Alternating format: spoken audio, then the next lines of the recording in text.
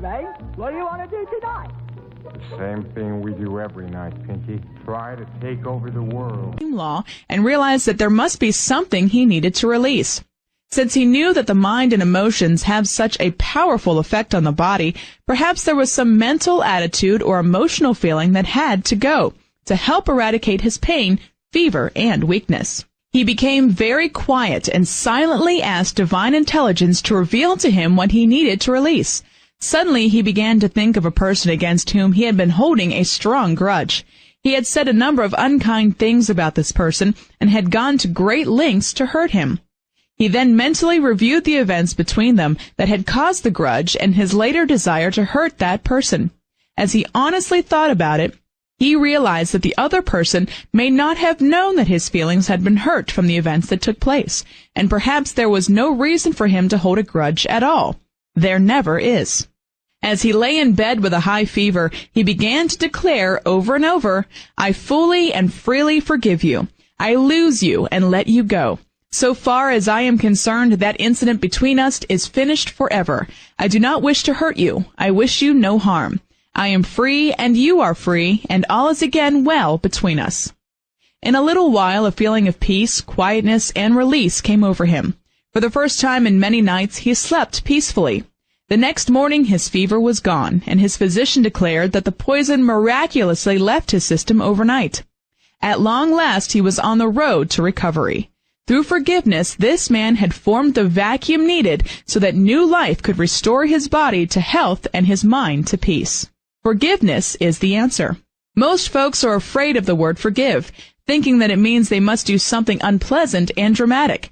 But the word simply means to give for, to let go of old ideas, feelings, or conditions, and to give something better in their place. The giving for process forms a vacuum and makes way for new good to rush in.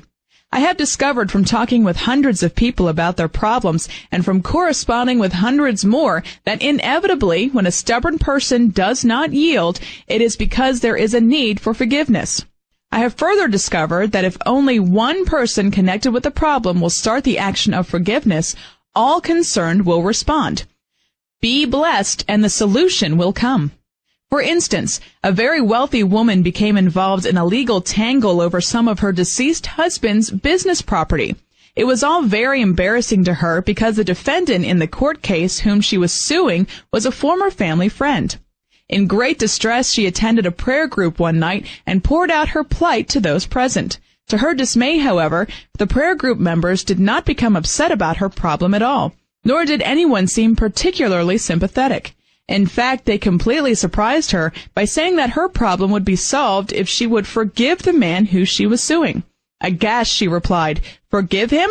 I only wanted you to pray that I would win against him in this court case. He has done such terrible things." But the prayer group stood firm. She left in disgust, but returned the next week and was again assured that forgiveness could solve everything. For many days after that, she began to consider seriously the power of forgiveness. One day, as she was driving along in her car, thinking of this former family friend with whom she was now at law, she cried out, "Lord, I humanly cannot forgive that man, but if you can, please forgive him through me." Suddenly, a feeling of great peace came, and she then gave thanks for it and dismissed the matter from her mind. A few days later, this man came into town and went to see her lawyer. He asked her lawyer if he might pay her a personal visit. Hesitantly, the lawyer replied, "I suppose so, but it would do you no good. If you want to settle this case, you will have to deal with me as her attorney." The defendant replied, "Oh, I do not wish to visit this lady to talk about the court case. I wish to visit her simply because we were once friends, and I always greatly admired her husband. I would just like to see her as in former times and talk of old times." And so in a friendly way he paid his call, during the course of which the subject of the court case finally arose. They amicably agreed to settle the matter quietly out of court, to the mutual satisfaction of all concerned. Thus, the power of letting go of fixed ideas, attitudes, and opinions which make way for more pleasant experiences. A forgiveness technique. Here is a forgiveness technique that can form a vacuum for whatever good your life seems to need now. Sit for half an hour every day and mentally forgive everyone that you are out of harmony with, feel badly toward, or are concerned about. If you have accused anyone of injustice, if you have discussed anyone unkindly, if you have criticized or gossiped about anyone, if you are legally involved with anyone, mentally ask their forgiveness. Subconsciously, they will respond. In like manner, if you have accused yourself of failure or mistakes, forgive yourself. Forgiveness can form the vacuum that will undam your prosperity and success. Mentally declare to others, God's forgiving love has set us free. Divine love now produces perfect results, and all is again well between us. I behold you with the eyes of love, and glory in your success, prosperity, and complete good. It is good to declare for yourself, I am forgiven and governed by God's love alone, and all is well. I once talked with a lady who was having a great difficulty in her marriage. Her husband was on the brink of losing a very fine job because of his drinking and instability. When I suggested that she let go those ideas about her husband and form a vacuum for greater good to come to them by forgiveness, she self-righteously declared, there is no reason for me to try forgiveness. There is nothing to forgive. I love my husband. But I suggested that some kind of vacuum obviously needed to be formed, that there was much about their situation that she would like to be free of, and that perhaps it was not her husband she needed to forgive, but that all of us need to practice forgiveness every day because of many negative subconscious attitudes stored in our emotions of which we are not even consciously aware. Rather reluctantly, she finally agreed to sit for half an hour every day and practice forgiveness. Later, she declared in amazement that the names of people she had long forgotten came to her during those times, and that unpleasant or unhappy experiences of the past floated up in her memory. To all of these, she declared words and thoughts of freedom, release, and forgiveness, as well as for and concerning her husband's recent behavior. As she began to feel relieved and freed of a lot of old, half-buried, hostile emotions and attitudes, her husband's drinking ceased. He began to work very hard in his job again, and success came in such a big way that she was even able to stop working and provide a beautiful home for her husband, which had long been their desire. Thus the power of forgiveness. Releasing is magnetic. Are you clinging to the thought of how some troublesome situation in your life can be made right? What shape and form the solution should take? Then release, lose, let go. Declare to the situation or personalities involved, I release, lose, let go, and let God. Do not be fearful of letting go. Nothing can ever be lost through spiritual release. Instead, your own good and the good of all concerned is much freer to move into your life. Through release, your power of attracting good is greatly increased. One word of caution here about attitudes towards the tangible things you release. I once felt led to go through my closet and give away most of the clothes therein to my sister. These clothes were perfectly good, but I had tired of them, and no new clothes had recently appeared. So I felt by passing them on, I was making way for the new clothes. After mailing these clothes to her, I felt happy and expectant about the new clothes I was so sure would manifest. But for a number of weeks, nothing happened. Finally, I realized that I was still mentally hanging on to the clothes I had sent her, thinking, if I had that dress or suit I sent Sis, I would wear it today. It was then necessary for me to re-release what I thought I had already released. In my mind, I went over every item I had sent her, and declared to each individual piece of clothing mentally, I fully and freely release you. I completely lose you and let you go. So far as I'm concerned, you have served your purpose in my wardrobe, and I no longer need you. You are now in your perfect place. Therefore, new and more beautiful clothes appeared very fast in my closet. It was as though a magnetic influence had gone to work for me. A friend who knew nothing of my empty closet quietly came to me and said, I have some money I wish to share with you. When I prayed about what to do with this particular amount, the only thought that kept coming to me was that I should give it to you, perhaps for some clothes. You appear well supplied with clothes, but the thought persisted, and so here it is with my blessing. That started the flow of substance, which then came to me from here, there, and everywhere. Some articles I had written had not been accepted, and so in a doubtful but hopeful mind I had revised them, weeks earlier and resubmitted them. Now they were accepted and I was paid. Several people saw items while shopping and thought, that looks like Catherine. They purchased them for me as gifts. In each instance, it was items of clothing I had been mentally imaging as hanging in that closet. One friend back home went on a shopping trip there. We had not corresponded in some time, so she had no conscious way of knowing about the empty closet. Nevertheless, packages arrived with gifts of clothing for me resulting from her shopping trip.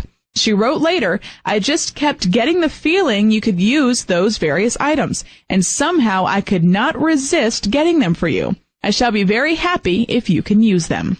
I learned quite a lesson from this experience. None of this happened until I freely released the clothes I had sent my sister.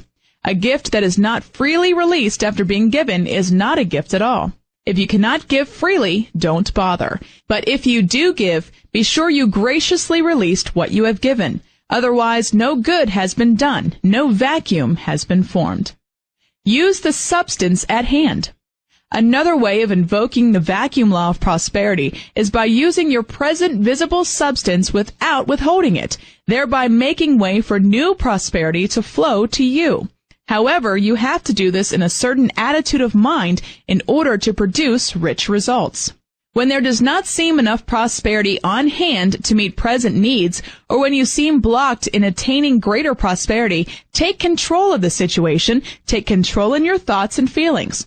Rather than feeling helpless, defenseless, or sorry for yourself, declare to those financial appearances, peace, be still. Take your wallet, checkbook, or other tangible evidences of financial supply in your hands and declare concerning them, you are even now filled with the rich bounty of God who supplies my every need now. Then is the time to fearlessly and boldly use the substance they contain as far as it will go in the present situation. If there are bills to be paid, do not wait until enough money comes in to pay all of them, but go right ahead in faith and pay those you can. That is breaking the substance on hand and sending it forth so that it can multiply. Look up towards prosperity. Establishing and maintaining a prosperous attitude, just as though your bounty were already completely visible, is important at this point. This is not the time to talk lack, to withhold, or to practice stringent economy. Instead, this is the time to use up to the last of your financial assets to the last penny, if necessary. If you withhold, talk about financial lack at this point, it will cost you double. Instead, look up mentally and give thanks for the substance you already have to send out. Then boldly send it forth with a rich flourish and a rich blessing. Joyously declare, this is the bounty of God, and I send it forth with wisdom and joy. When you look up, regardless of appearances to the contrary, you are always provided for. Perhaps the person who taught me the most about this phase of the vacuum law of prosperity is a quiet, unassuming housewife who constantly looks up, boldly sending forth the money in her pocketbook with a rich flourish. Unfailingly, she is provided for in opulent ways. Several years ago, she became interested in beautifying the church in which I was then serving. Quietly, she came to me and suggested various improvements which she would like to make, assuring me that she had private funds to do this. It was months later that I learned the private funds she had were her own grocery money, which she generously used for some lovely items for the church. In that way, she began to send forth with a rich flourish the money she had.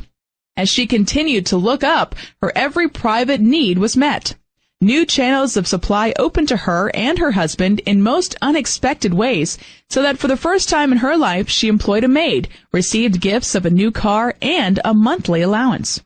As for the church redecoration, it snowballed, and many rich gifts then came, all because one housewife dared to quietly look up and use the substance at hand boldly, fearlessly, richly, even if that substance was her own grocery money. It overwhelms me even now to realize what faith she has had in the vacuum law of prosperity and what rich results she continues to experience. She has often said that she has had no financial need that has not been met since she began forming a vacuum. Put your best foot forward. Another way to look up, regardless of financial appearances, is to put your best foot forward. Wear your best clothes. Look your best. Live as richly as possible on what you already have. I recall once needing new clothes for a conference I was required to attend, but there seemed no money on hand for new clothes. When I prayed about the matter, I got the feeling that I should begin wearing my very best clothes in order to help me feel rich. Every day for almost a week, I wore my best dress over and over. One day, a gift of money was sent to me for some services I had rendered in the past. Of course, I immediately shopped for the desired new clothes. When you have released, let go, and formed a vacuum for new prosperity, that is the time to do whatever you can to affect the rich feeling, the rich atmosphere, the rich look with your present substance. Mention the apparent lack or vacuum to no one. Speaking of economic lack and limitation keeps many people in the poorhouse financially. Never think of yourself as poor or needy. Do not talk about hard times or the necessity for strict economy. Do not think of how little you have, but how much you have. As you form a vacuum and let go of what you do not want, as you use your present visible supply to meet the immediate needs as best you can, not withholding it, and as you live as richly as possible in the face of appearances, the rich results will begin to come forth. Almost mysteriously, new channels of supply will appear to meet your needs. You will discover other financial assets in your midst, of which you were previously unaware, to meet your needs. Other people will unknowingly do things to add to your supply too. In quietness and confidence is your strength when there is a need for greater prosperity. If you dare to look up, bless, and break the substance at hand in whatever way seems best. Always ask for divine guidance concerning the practical as well as the spiritual ways in which you may form a vacuum for new prosperity when these financial needs loom upon you. Don't get panicky. This is just further opportunity for you to prove that the invisible laws of prosperity can produce visible, satisfying results. This is just your initiation in the power of prosperous thinking. If you learn how to form a vacuum for new good early in your conscious development of prosperous thinking, then you do not panic at financial challenges, but know you can and shall meet them victoriously and be much richer in the long run for having learned how to use the invisible laws of supply to meet visible needs. Often, when you are forming a vacuum by using what you have, you find that the amount on hand is sufficient, that too much is wasted or spoiled, and that amount which at first seems small or even insufficient becomes adequate as you use it fearlessly. It even seems to supply you during that period when no more substance immediately appears, if you continue to use it fearlessly and in the faith that every need is being met. Make room for your good. We all want better financial conditions, and we should have them, but there is a way to obtain them.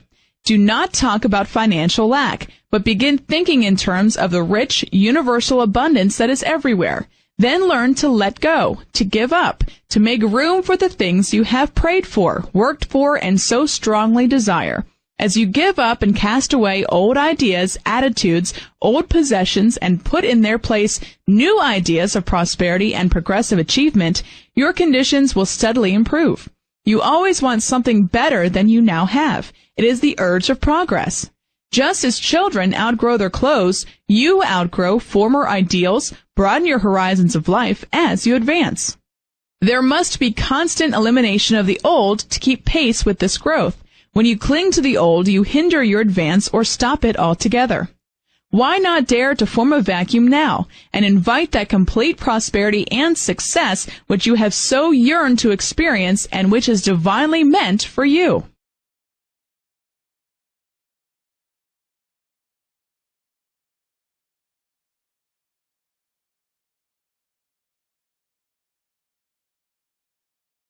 The Creative Law of Prosperity, Chapter 4. Let us get down to business about prosperity. Now that you have formed a vacuum, you are ready to fill that vacuum with rich, new good through the creative law of prosperity. Actually, the creative law of prosperity concerns the 3 basic steps given in this chapter and the next 2. 1. Having a plan, writing out one's desires concerning that plan, and constantly expanding that plan. 2. Mentally imagining that plan and those plans desired as fulfilled. 3. Constantly affirming their perfect fulfillment. However, the first part of the creative law, as discussed in this chapter, is all important because without a plan and notes concerning it, the other two steps are ineffective. Strong desire is success power. The first step in the creative law of prosperity is desire and the ability to do something constructive about that desire. Recently, a businessman told me he has discovered in his work that when a customer comes to him greatly desiring certain products, he has found it best always to sell that customer what he really desires. This businessman said that even though he personally may feel that there are other products that would better serve his customer, if his customer has already made up his mind and strongly desires certain products, he never tries to change that desire because desire is so impelling. He stated that strong desire denotes faith in the product, which almost inevitably brings satisfaction. There is nothing weak or lukewarm about true desire. It is intense and powerful. If properly developed and expressed, a strong desire always carries with it the power for success. The stronger your desires for good, the greater the power of your desires to produce that good for you. I have discovered in counseling people who have various problems that the right kind of desire will dissolve anything that has stood in the way of fulfillment. Right desire is truly the first step in solving problems and getting on the road to prosperity. How can you release your deep-seated desires for prosperity and success? By centering your attention on one big goal at a time. One big goal always includes a number of smaller desires that are automatically fulfilled when the big one is achieved. Psychologists agree that we influence people and events by having great desires and great goals. It is as though everything and everybody subconsciously tunes in on our big desires and goals and gets busy helping us to achieve them. The amazing thing is that of the millions of people who think they want to be successful, few of them have any really strong, impelling desires. They have been content to idly drift in a stream of small events and small expectations. When you meet a person who is really going places in this world, usually it is a person of intense desire for the highest and best in life. One of the basic statements I've often asked people to use to help expand and intensify their constructive desires is, I desire the highest and best in life, and I now draw the highest and best to me. Write down your desires. The law of creative prosperity is to take your deep-seated desires and instead of suppressing them as impossible dreams, begin expressing them constructively through deciding what they really are and then doing something very simple but very powerful about them. Write them down. That is, make a list or draw up some kind of potential plan which you should feel free to change, revise, reform, and rearrange as your ideas about it unfold. This idea of writing out your desires and formulating a plan on paper clarifies the desires in your mind, and the mind produces definite results only when it has been given definite ideas through which to work. Many people work hard at prosperity in external ways, but they miss the mark because they're afraid to get definite in their thoughts and desires. They want to live better and to have more money, but they never get definite in their desires about how they want to live better or how much more money they need. In fact, many people hesitate to get definite, fearing that they are telling God what to do. But as Dr. Emily Cady once wrote, desire is God tapping at the door of your mind, trying to give you greater good.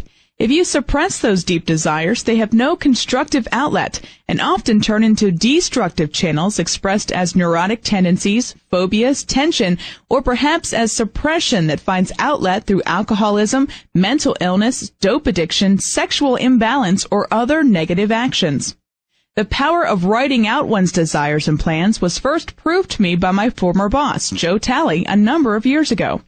One day, just after he had been defeated in a congressional race, instead of feeling sorry for himself, he immediately got busy formulating a new plan. He stated his desire for larger law offices, his desire for the expansion from a 2-man firm to a 5- or 6-man firm, and the desire to increase the annual income he wished the firm to attain year by year for the next 5 years. At that time, I did not know that this was one of the most powerful methods for attaining success. It seemed so simple. Nevertheless, I watched his scribbled plan come to life and fruition. The law firm gradually expanded into a 5-man arrangement in which each attorney specialized in certain phases of legal practice. The firm moved from 2 small offices into spacious new quarters that occupied the entire floor of a modern new bank building. Nothing succeeds like success was surely manifested for Joe Talley after he formulated a plan, dared to put it in writing, and started moving toward it. Prosperity is a planned result. A stockbroker's story further proves the power of formulating plans for prosperity and success. A few years ago, the president of a large corporation died. At the time of his death, this corporation was in financial difficulties. The vice president, who had been considered outstanding in a financial way, then took the helm. Immediately, this corporation began to prosper, and today its stock is one of the best on the market. Its sales records during recent years have superseded those of all its well-known competitors. The prosperity secret?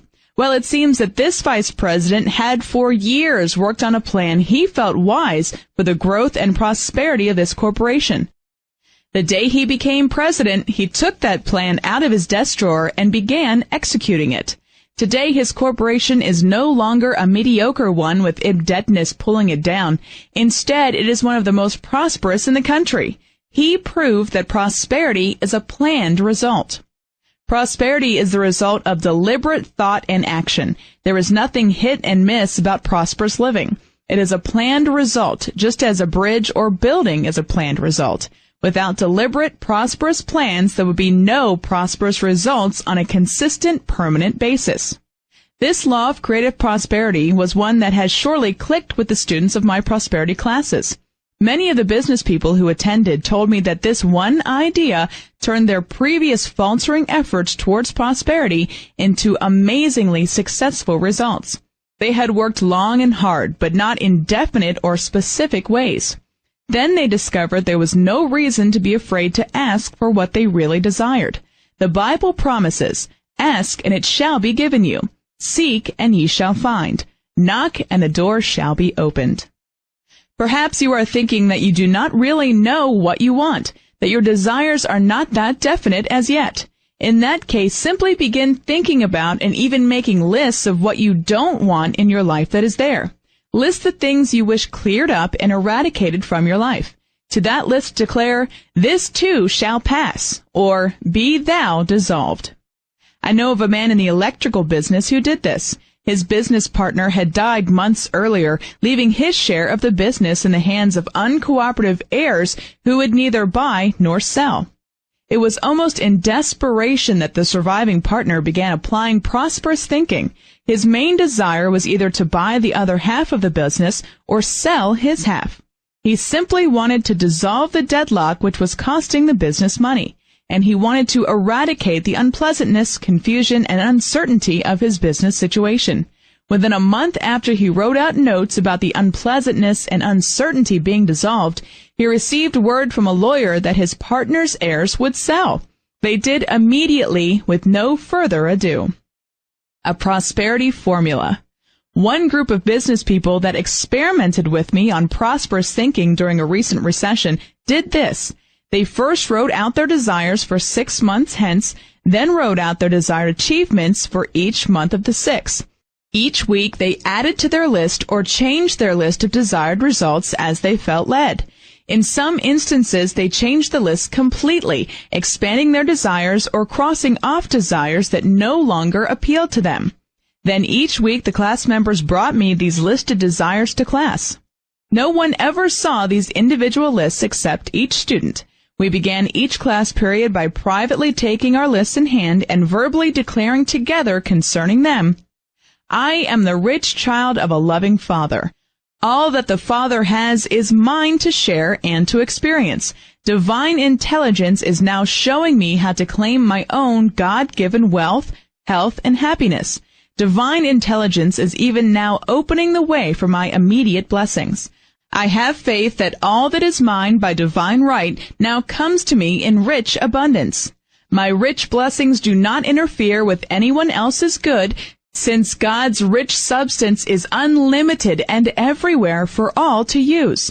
There is no delay. That which is not for my highest good now fades from me, and I no longer desire it. My God-given desires are richly fulfilled now in God's own wonderful way. The students were also instructed to spend at least 15 minutes a day pouring their verbal prayers and blessings, which we will talk about in the 6th chapter, upon their listed desires, and daily to work on their lists, revising, changing, expanding them. They were asked to do very definite things, such as listing the amount of money they wished to make for the day, week, or month. They were also asked to place a time limit and definite dates by which they wished the fulfillment of their desires. They were further instructed not to wonder, doubt, or question how their rich good was to be fulfilled, but they were to stay busy putting the creative laws of prosperity into action in these simple ways. The results they attained were fabulous, and I have received letters from people all over the world who read of this creative method of prosperity and who tried it with similar prosperous results. As the group worked with their lists, revising and changing them, we often affirmed the words of Joth. What you can do or dream you can, begin it. Boldness has genius, power, and magic in it. We often declared, what we can conceive, we can achieve with the help of God. And we often reminded ourselves of this truth. Every obstacle rushes to get out of the way of the man who knows where he is going, and all the world seems to be on the side of the man who tries to rise.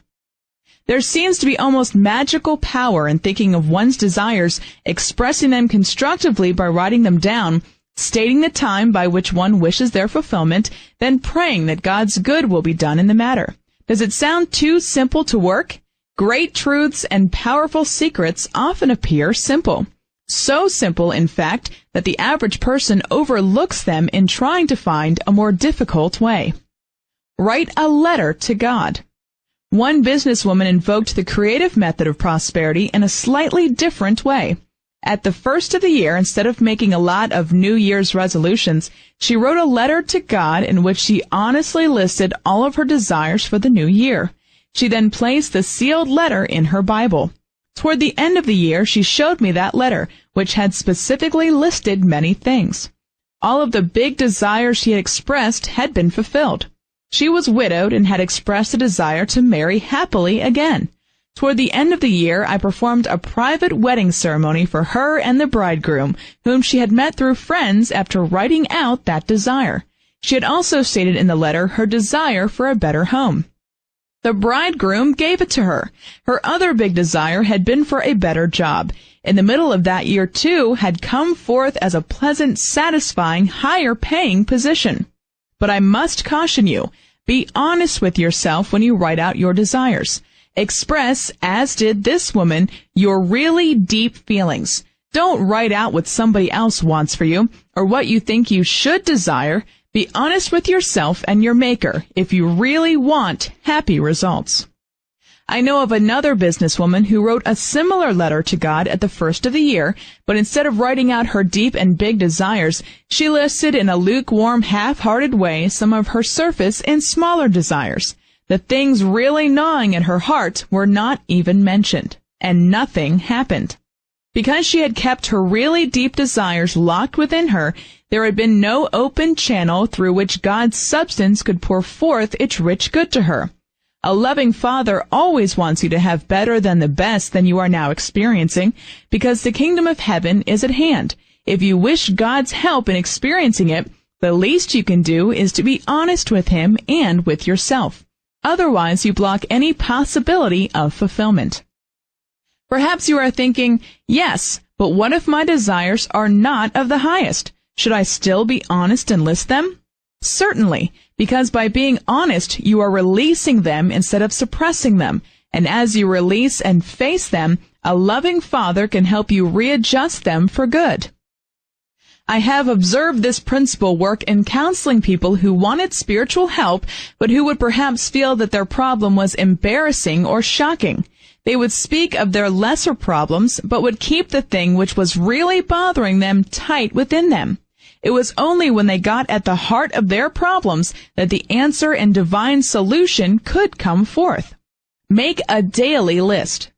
The creative method of writing out one's desires proved so effective for a friend who has a modeling school that she recorded on tape specific instructions about making lists, revising them daily, etc. She plays that tape as a part of her modeling school course of instruction. The result? Scores of her students have obtained jobs of their choice in fashion modeling as well as in television and radio work after faithfully making specific lists of the work they desired, the pay they desired, the hours they wanted to work, and the working conditions they hoped for. Another simple but effective way of invoking the creative law of prosperity is by beginning and ending your day making notes and lists. In the morning, I always sit quietly for a few minutes, often with a cup of coffee, while I think of my day and the many big and little things I wish to see accomplished by myself and others. I make lists of those desired accomplishments. It only takes a few minutes, which is time well spent, because I then feel in control of my day.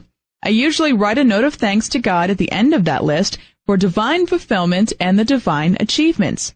It is amazing how many things are taken care of for me without my doing anything more than listing them and giving thanks for their divine fulfillment. In like manner, at the end of the day, I take another few minutes, go back over the day, and write thank you notes to God for the blessings received and the good accomplished. I usually also begin thinking of the following day and make some notes concerning its perfect fulfillment. It seems to assure me of a peaceful mind and a restful night.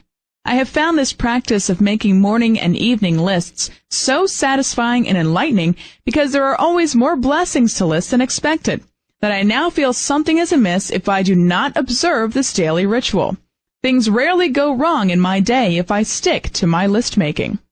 Many people use this method. In case this list-making technique is beginning to sound slightly trivial to you, let me assure you that it is a success technique used by a number of successful people, more than most of us realize, because they do not advertise their success secrets.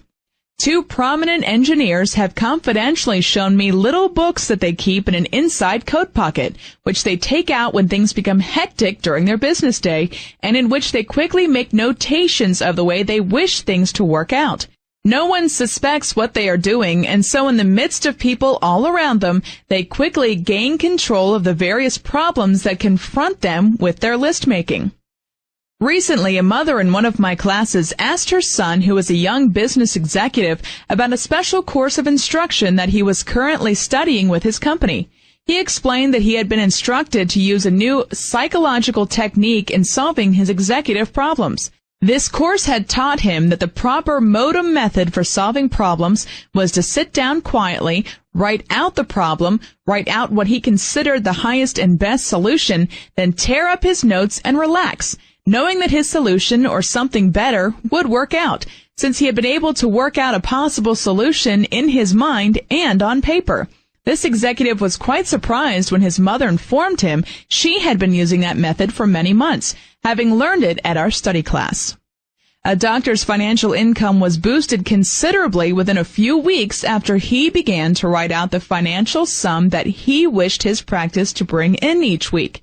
Previously, he had tried thinking in terms of boosted monthly income, but the figures had seemed too large for him to accept mentally. When he brought it down to a weekly level, it seemed easier for his mind to accept the idea of the weekly increase, and so it quickly manifested. I agree with the writer of the book of Proverbs when he instructed us, "Let not kindness and truth forsake thee. Bind them about thy neck. Write them upon the tablet of thy heart. So shalt thou find favor and good understanding in the sight of God and man." When you are trying to find favor and good understanding in the sight of God and man, the writing out technique is indeed powerful. Write to their angel. If you seek understanding regarding financial matters, it is good to secretly write out notes to those involved. Seal those notes and place them in your Bible for the time being. The mystics used to teach that everyone has an angel or higher self, and that when we cannot reach that angel in the usual ways, we should secretly write to it. In fact, the mystics even went so far as to describe 7 types of people with whom it is easier to deal satisfactorily by writing their angel than by trying to reason with them in the usual ways. Perhaps you are thinking, I am sure that is fine mysticism, but how practical is this angel writing method? Well, you should realize that anyone you are having difficulty with, you have not been able to reach in the usual ways. So what have you to lose by secretly trying to reach them through their higher self or angel? A businessman was having difficulty closing a business matter which had long been pending. Everyone involved was quite congenial and wished to conclude this matter, except one man who kept changing his mind and who seemed quite unsure about everything. This man kept things unsettled. In desperation, this businessman decided to try the angel writing method. It seems that the man giving the trouble was timid, apprehensive, always fearful about something. The businessman secretly wrote out just the opposite. To the angel of, let us say, John Brown, I bless you and give thanks that you are bringing to a perfect conclusion this business matter, and that all concerned are satisfied and blessed by it. This businessman wrote out this statement 15 times, because he had learned that the ancients believed in using the number 15 to break up and dissolve hard conditions. Within a few days, this businessman telephoned me long distance to report that the person causing the difficulty had visited his office and had said, "Come down to my office tomorrow morning and the papers will be ready for signatures. This situation has been delayed too long and I am anxious to conclude it." The transaction was quickly completed. Note writing gets the bills paid. Another note-writing technique that is particularly helpful in getting the bills paid is this. When those bills begin to arrive in the mail, instead of silently resenting them, write on the envelopes, "I give thanks for your immediate and complete payment. You are immediately and completely paid through the rich avenues of divine substance." It is also good when the bills have already piled up to make a list of those owed and the amount owing, and beside or beneath each one to write out the same statement concerning their immediate payment. A businessman once brought a file folder full of bills and said, "How can I possibly use the power of prosperous thinking to get these paid? Some of them are several months old." We then sat for an hour or so making a list of the amounts owed and to whom, listing first those owed the longest and those which were the most urgent. We then wrote out the above statement about their immediate payment. Since it seemed humanly impossible to pay all these bills immediately, we then made a second list showing the ones that should be absolutely paid within the next week, along with the statement, "I give thanks that you are immediately and completely paid by blank," and listed the date a week hence. Once a week, this businessman came with his file folder of bills, and we watched them get paid step by step. It took about 2 months to completely bring his financial affairs up to date. When he did, it was agreed that he would use this same technique at the first of each month to get current bills paid on time. This method seemed to help him gain control in his thinking about his financial affairs. Once he gained mental dominion, he was able to meet his financial obligations on time. Woe unto them that write about their troubles. It was Isaiah who advised us, "Woe unto them that decree unrighteous decrees, and to writers that write perverseness." This surely applies to one's financial affairs. A man I know was having business difficulties. At the start, they were not too urgent, and with a change of attitudes could doubtless have been solved easily. Not realizing this, in his worried state of mind, this man began writing about his difficulties in detail to a number of his friends. As he magnified the difficulty in his mind and in the minds of others, it literally multiplied in his affairs. After he began to apply prosperous thinking to the situation, it took him several months to clear it up. He found it necessary to stop talking about his troubles to others and to stop putting anything negative in writing. When he started reversing the process and secretly writing about how he wished his business affairs to be, his difficulties began to diminish for the first time in months. In like manner, it is good in the face of adverse appearances to secretly write out each day how you wish your affairs might be in contrast to how they appear. Not only does that help your mind to accept the improvement you desire, but it is though your written-out desire goes out into the ethers and is subconsciously tuned in on, and everyone concerned begins to cooperate and help. Again, it may seem a mystical method, but if it produces practical, helpful results for you, why not dare to be a modern mystic? Gain control of your past and future. It is also good to gain control of the past or future by writing out statements concerning them. I find in counseling people that many are still living in the past and regretting past mistakes, but the backward look keeps you from going forward and making present and future progress. I also realize that many fine people are afraid of the future. In either event, write out how you wish things might have been concerning some past mistake, or how you wish your life to be in the present and in the future. When you write out notes about how you wish past events might have been that proved disappointing, it seems to take the sting out of the memory of those events. I have known of several instances where those involved in past unhappy experiences would write, telephone, or appear to say the incident no longer mattered, and that all were forgiven concerning it. In some instances, better relationships than ever were happily reestablished between those who had experienced past bitter grievances and misunderstandings. In like manner, if there is some future event that seems to threaten you, take control of it in your thinking by making lists concerning the way you wish it to be. If there is a business conference about which you are unsure, write out the names of all involved and write out definite statements of harmony, understanding, and perfect results that you desire to see come forth. Since there is no time factor in the mental realm, your mind can project itself into a future experience and can prepare harmony and right results ahead of time, so that everything will move easily, quickly, and successfully.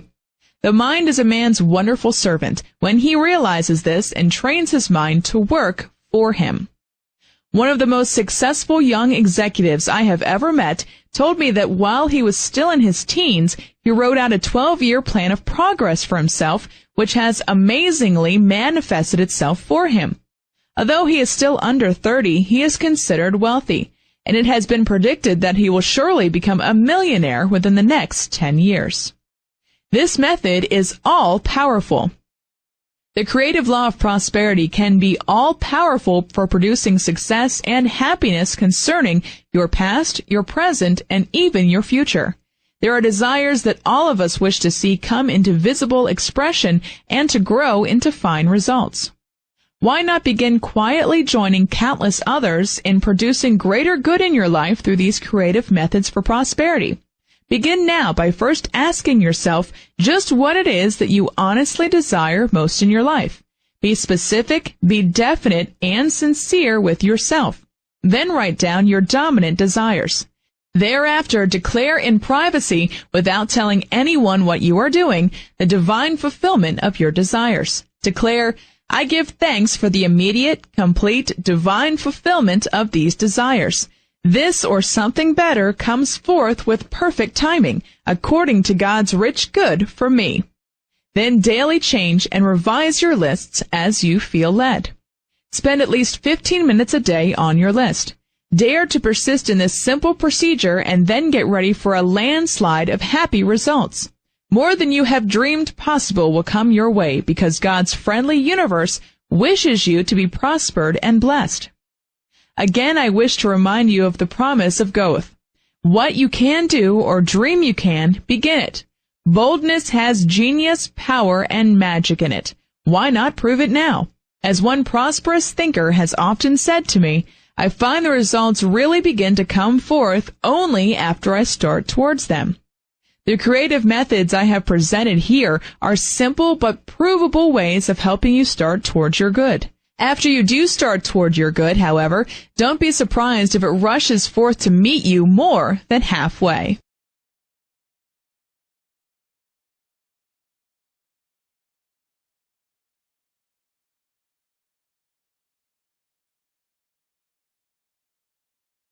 The Imaging Law of Prosperity, Chapter 5.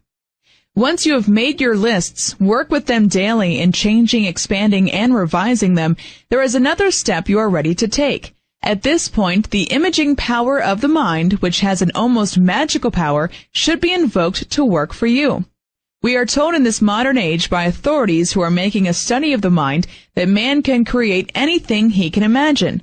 but the mental image does make the conditions and experiences of man's life and affairs, that man's only limitation lies in the negative use of his imagination. In other words, if there is failure and lack in your life, it is because you first imagined it in your mind. You first set up life's limitations in your mind, and it is likewise in mind that you can begin dissolving those limitations and remaking your life into what you wish it to be. It was the French doctor Émile Coué who first declared that the imagination is a much stronger force than willpower, and that when the imagination and will are in conflict, the imagination always wins out. We have seen this proved in hypnosis. Often when a mental picture is first suggested, the will does not want to accept that picture. But when the mental picture is repeated sufficiently, the imagination has no choice but to accept it and to bring it to pass, no matter how unlikely the mental picture appears to the reasoning power of the will. As we study these various laws of prosperous thinking, we are not being hypnotized, however. Instead, we are being de-hypnotized from the ignorant, superstitious, limited beliefs of centuries of poverty thinking. Since you are hoping for greater good in your life, you should begin to form the mental image of it in your mind. Your reasoning power may tell you that it can never be, but that doesn't matter.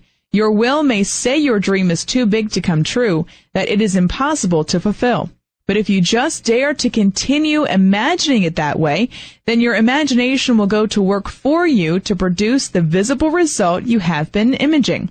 And in due time, your will can work for you also.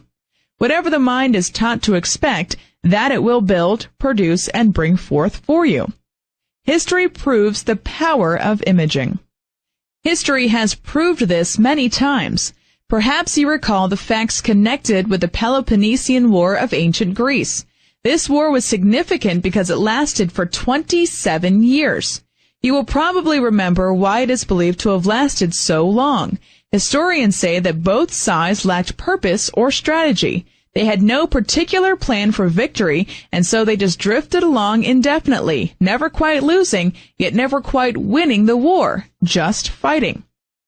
Finally, a Spartan of foresight and ability, obviously a man who knew how to image victory and success, appeared on the scene, went into action, and led his side to victory. Historians write that in one single hour he brought the long war to an end. And how did he do it? Was it through battle and bloodshed? Absolutely not. Instead, he led the enemy to believe they had his ships and men cornered at the entrance of the Dardanelles. There he waited patiently for 4 days until the enemy became sure of themselves, thinking that his silence signified weakness and inability to fight. On the 5th day, when they sent most of their crew ashore to get food, Admiral Lysander suddenly came to life, sailed out, and captured almost the entire fleet of 180 ships without a single blow. Often we have been like those ancient Greeks. We had no plan or image of victory, and so we just went along, never quite winning, never quite losing in life, just fighting. It was in 500 BC that Sun Tzu wrote, "In all fighting, the direct method may be used for joining battle, but indirect methods will be needed in order to secure victory." When you use the all-powerful imaging power of the mind to envision your good, you are using the indirect method that will secure the victory over life's problems for you. Instead of battling with poverty, failure, and financial lack, which often only multiplies your problems, begin using the indirect method, that of quietly, deliberately, and persistently imaging your good. Success created mentally first. In the book of Genesis, we are told how Joseph proved the power of the imagination for success and prosperity. From him we learn what to do and what not to do with our imagination. In Joseph's dreams at the age of 17, he had dominion over the situations about which he dreamed. In one dream, his brother's sheaves were bowing down to Joseph's sheaf. In another dream, the sun, moon, and stars were honoring Joseph. These dreams were symbolic of the dominion Joseph was to have later as Prime Minister of Egypt.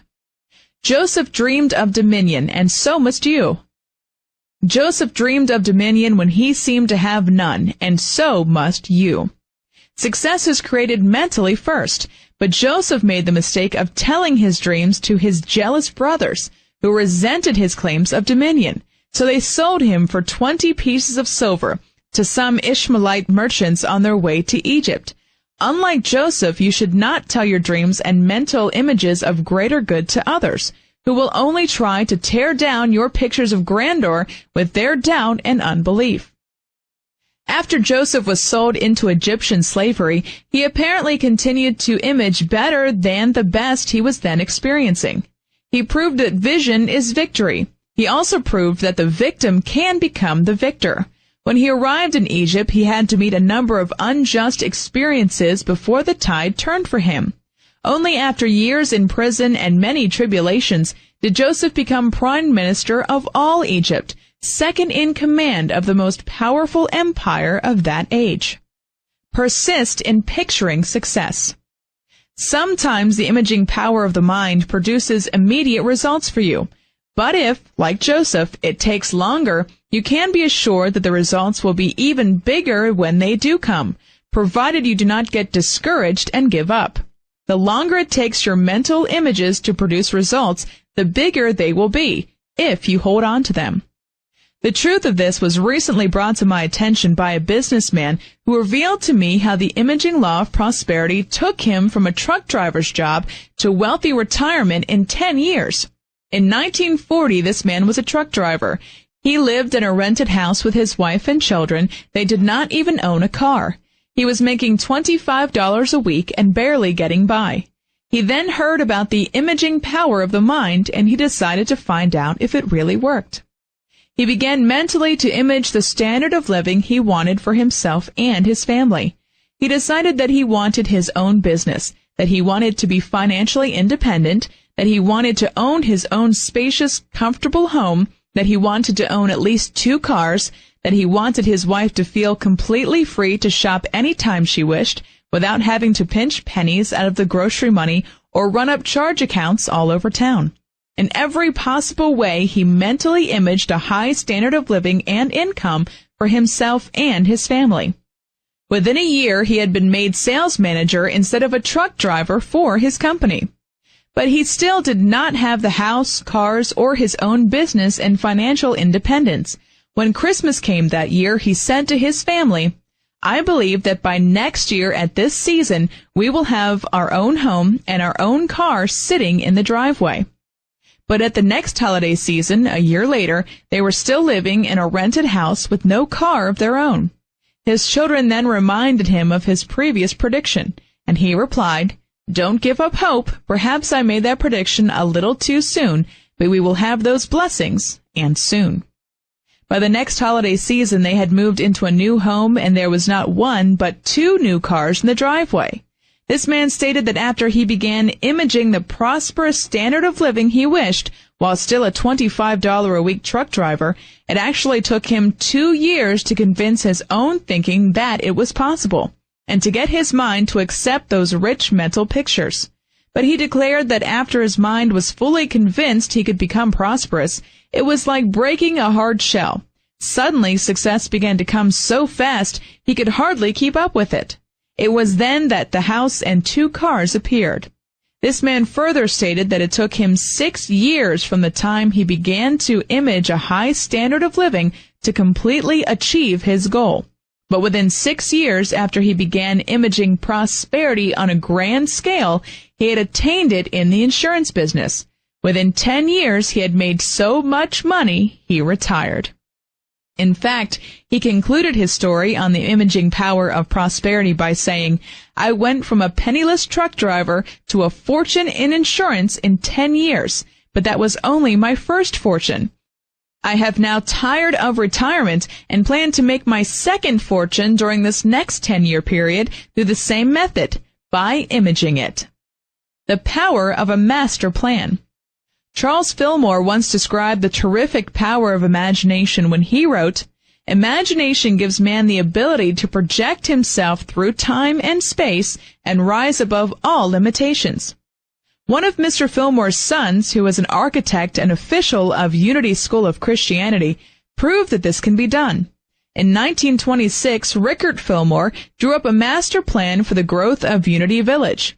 In this master plan, he drew all of the buildings, walkways, fountains, and even the shrubs that were to beautify Unity School. Finally, in 1929, 2 of the buildings, the Unity Tower and the Silent Unity Building, were complete.